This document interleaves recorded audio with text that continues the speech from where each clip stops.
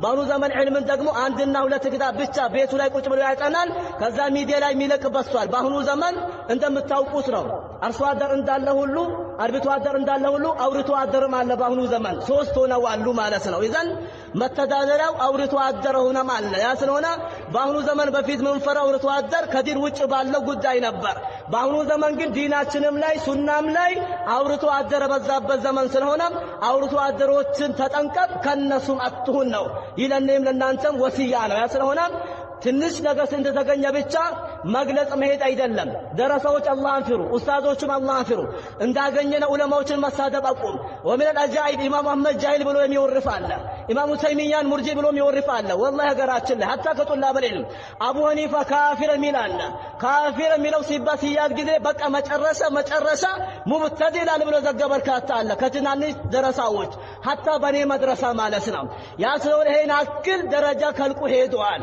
ያለ እውቀቱ መጥቆ ያለ እውቀቱ ዘሎ ሄዶም አረብኛ ማንበብ ዒልም መሰለው፣ አረብኛን ክታቦችን ማቀፍ ዒልም መሰለው። ሺህ ጊዜ ክታብ ብትደረድር ምን አትሆንም አሊመቱንም። አህያ ሺህ ጊዜ ክታብን ጀርባው ላይ ቢሸከም አህያነቱን ይለቃል? አይለቅም። አህያ ነው።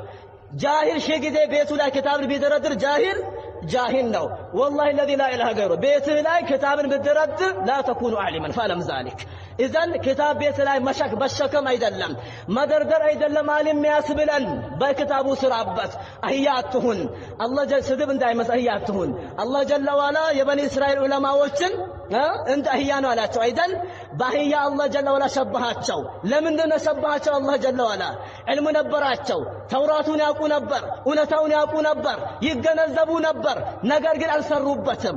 ለራሳቸው ክብር ወሸሮ ቢሰመነን ቀሊላን ጥቃቅን ገንዘቦችን በሉበት፣ ክብራቸውን ጠበቁበት፣ ራሳቸውን አበለጸጉበት፣ ዱንያቸውን አበለጸጉበት። ከዚህ አንፃር አላህ ጀለ ወዐላ እነሱ አምሳያ እንደ አህያ ነው።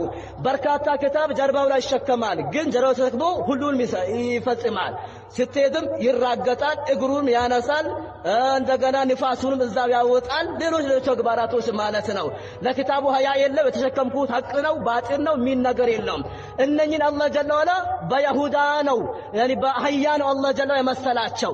ለዛ ነው ሱፊያን ኢብኑ ዑየይና ረሂመሁላሁ ተዓላ መን ፈሰደ ሚን ዑለማኢና ፈፊ ሸብሁን ቢልየሁድ ወመን ፈሰደ ሚን ዑባዲና ፈፊ ሸብሁን ቢነሳራ። ከዑለማዎቻችን የተበላሸው በይሁዳይም ተምሳሌትነት አለበት አለ። ኢዘን እንደ አህያው አምሳያ ነው፣ ስድብ እንዳይመስል። ታዲያ ከዑባዶቻችን ዕልም ሳይኖረው አቢት ሆኖ የተበላሸው ፈፊ ሸበሁን ቢነሳራ በነሳራ ይመሳሰላል አለ። ያለ እውቀቱ ስለሚሰራ አሁን ያስቸገረ ይሄ ነው። ያስቸገረ እውቀት ኖሮት የሚያበላሽ ሳያውቅ የሚሰራ